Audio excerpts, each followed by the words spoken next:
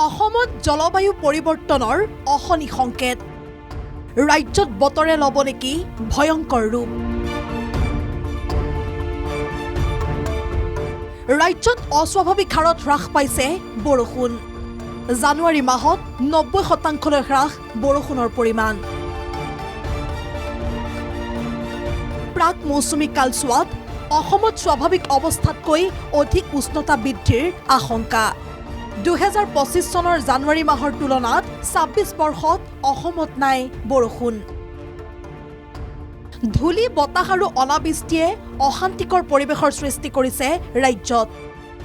বিশেষকৈ ৰাজধানী চহৰ গুৱাহাটী মহানগৰীৰ শুকান আৰু ধূলিময় পৰিৱেশটোৱে বিপদ মাতিছে জৈৱ বৈচিত্ৰ্যলৈ মহানগৰীত বিগত কেইবাটাও মাহ ধৰি নাই বৰষুণ সেউজীয়া গছৰ পাতবোৰত এতিয়া ধূলিৰ আৱৰণ আনফালে গুৱাহাটীৰ বায়ুমণ্ডলৰো একেই অৱস্থা ক্ৰমাৎ বিষাক্ত হৈছে গুৱাহাটীৰ বায়ুমণ্ডল ধূলিৰ আচ্ছাদনে ছানি ধৰিছে গুৱাহাটীৰ বায়ুমণ্ডল ইয়াৰ একমাত্ৰ কাৰণ অনাবৃষ্টি আৰু গুৱাহাটীত চলি থকা নিৰ্মাণ কাৰ্য আঞ্চলিক বতৰ বিজ্ঞান কেন্দ্ৰৰ বতৰ বিজ্ঞানীসকলৰ মতে অসমত বাৰ্ষিক বৃষ্টিপাতৰ মাত্ৰা হ্ৰাস পোৱাৰ লগতে বিগত বছৰৰ তুলনাত বৰষুণৰ সময়সূচী অনিয়মীয়া হৈ পৰিছে 2025 চনৰ তুলনাত 2026 চনৰ জানুৱাৰী মাহত হ্ৰাস পাইছে বৰষুণ 2026 চনৰ জানুৱাৰী মাহত মাত্ৰ 0.1 মিলিমিটাৰ বৰষুণ হৈছে অসমত এবাৰ আমি উইণ্টাৰ ছিজনত অকণমান বৰষুণ কম পাইছোঁ যোৱা জানুৱাৰী মাহত আৰু লগতে ফেব্ৰুৱাৰী মাহতো আমি বৰষুণ নৰ্মেলতকৈ কিছু কম পাইছোঁ জানুৱাৰী মাহত অসম ৰাজ্যত নৰ্মেলতকৈ প্ৰায় 90%তকৈ বেছি কম আমি বৰষুণ পাইছোঁ যিমান হ'ব লাগে তাতকৈ আমি প্ৰায় 90% কম পাইছোঁ মানে লাৰ্জ ডেফিচিট বৰষুণ হৈছে ফেব্ৰুৱাৰী মাহতো আমি কম পাইছোঁ কিন্তু কিছু তথাপিও আমি দুই এঠাইত উজনি অসমৰ দুই এঠাইত বৰষুণ পাইছোঁ কথা হৈছে আমি এতিয়া মাৰ্চ মাহৰ পৰা মাৰ্চ এপ্ৰিল মে' আমাৰ প্ৰি মনচুন ছিজন হয় আৰু বিশেষকৈ এইটো ছিজনত আমাৰ টেম্পাৰেচাৰটো বেছি মেটাৰ কৰে গতিকে ৰিচেণ্টলি আমাৰ যিটো IMD ফালৰ পৰা আউটলুক ওলাইছে সেইমতে ই দেখা গৈছে যে এই গৰমৰ ছিজনটোত অৰ্থাৎ প্ৰি মনচুন ছিজনটোত নৰ্মেলতকৈ অলপমান বেছি টেম্পাৰেচাৰ থাকিব সেই হিচাপে আমি সময়ে সময়ে হয়তো অস্বস্তিকৰ অলপ গৰম অনুভৱ কৰিব পাৰোঁ যোৱা বছৰত আমি জানুৱাৰী মাহত অলপমান বেছি বৰষুণ পাইছিলোঁ অৱশ্যে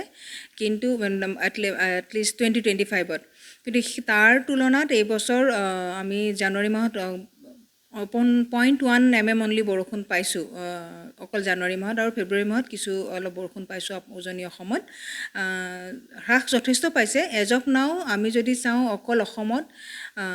নৰ্মেলতকৈ এইবছৰ প্ৰায় 99% আমি ডিপাৰ্চাৰ দেখিছোঁ কিন্তু কেতিয়ালৈ আহিব আশাৰ বৰষুণ জাক বায়ু প্ৰদূষণ ধূলিময় পৰিৱেশটোৰ বাবে এজাক বৰষুণৰ অতিকৈ প্ৰয়োজন হৈছে মহানগৰবাসীক অসমৰ বিভিন্ন প্ৰান্তৰ লগতে গুৱাহাটী মহানগৰীতো বৰষুণ হোৱাৰ সম্ভাৱনা প্ৰকট কৰিছে বতৰ বিজ্ঞান কেন্দ্ৰই অতি শীঘ্ৰেই অসমত হ'ব বৰষুণ 10 মাৰ্চৰ নিশা অসমৰ বহু ঠাইত বৰষুণ অহাৰো সম্ভাৱনা আজিৰ যিটো চিনপ্টিক চিটুৱেশ্যন বা যোৱা কিছুদিনৰ পৰা যিটো চিটুৱেশ্যন চলি আছে যিটো মেট্ৰলজিকেল কণ্ডিশ্যন চলি আছে সেই তাৰ বেচিছত আমি দেখা পাওঁ যে 10 তাৰিখে ৰাতিমানৰ পৰা আৰু 11-12 আমি কামৰূপ মেট্ৰত কিছু বৰষুণ দেখা পাইছোঁ আৰু ইতিমধ্যে সেইটো ফৰকাষ্ট কৰা হৈছে আৰু লগতে অসমৰ পশ্চিম অসম লগতে উত্তৰ পূব অসম লগতে আৰু পিছৰ ফালে 13 তাৰিখৰ পৰা 12 তাৰিখৰ পৰা দক্ষিণ অসমৰ ফালেও বৰষুণ হ'ব বুলি আমি আজিৰ দিনৰ চিটুৱেশ্যন মতে ফৰকাষ্ট কৰা হৈছে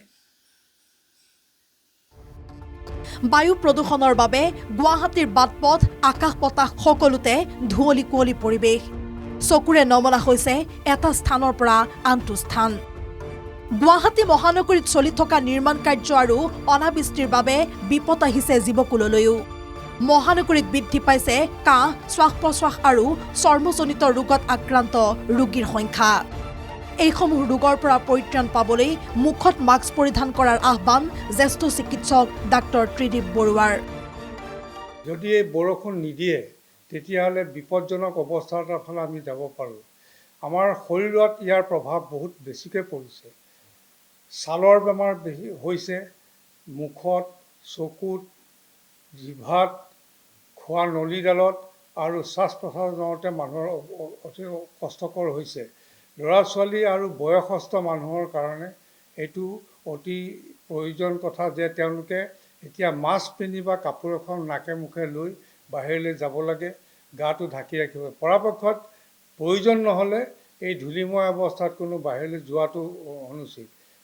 আৰু ট্ৰেন্সপৰ্টৰ কাৰণে যিবোৰ পুৰণা গাড়ী আছে, গাড়ীৰ সংখ্যাও বহুত বাঢ়ি গ'ল, তেওঁলোকে ধোঁৱাবোৰ বেছি হৈ গৈছে। গতিকে ইয়াৰ ফলতো বহুতো বেমাৰ হ'ব পাৰে। কাৰ্বন মনক্সাইডৰ পৰিমাণটো বাঢ়ি গৈছে আৰু পাৰ্টিকুলেট মেটাৰ, ডাঙৰ ডাঙৰ পাৰ্টিকুলেট মেটাৰ বাঢ়িছে 2.5তকৈ যথেষ্ট বেছি, 300লৈকে গুৱাহাটীত পোৱা গৈছিলে। এতিয়াও যদি এই অৱস্থা আমি এটা সকলোৱে মিলি সামগ্ৰিকভাৱে যদি এটা উপায় উলিয়াব নোৱাৰোঁ বা ইয়াৰ প্ৰতিকাৰ নকৰোঁ, তেতিয়াহ'লে অন্ততঃ 3-4 মাহৰ পিছতেই অনেক ৰোগে শ্বাস প্ৰশ্বাস, অনেক ৰোগী ওলাব যে শ্বাস প্ৰশ্বাসৰ কাৰণে কষ্টকৰ হৈ পৰিব। কেৱল মানুহেই নহয়, এই পৰিৱেশটোত জীয়াই থকা টান হৈছে জীৱ জন্তু, চৰাই চিৰিকটিৰো। আনফালে অসমত লাহে লাহে গ্ৰীষ্মৰ প্ৰভাৱ আৰম্ভ হৈছে। এই সময়ছোৱাত অসমত দেখা দিয়া জলবায়ু পৰিৱৰ্তনে বাৰুকৈ প্ৰভাৱ পেলাইছে ৰাজ্যবাসীক। অসমৰ এই পৰিৱেশৰ ভাৰসাম্যতা যদি সন্তুলিত অৱস্থালৈ আনিব নোৱাৰি, তেন্তে অনাগত দিনত অধিক উষ্ণতা বৃদ্ধি হোৱাটো স্বাভাৱিক। আজাৰাৰ পৰা ভিডিঅ' জাৰ্নেলিষ্ট ৰমেন দাসৰ সহযোগত সুকল্যাণ ৰাজখোৱাৰ প্ৰতিবেদন NKTV+।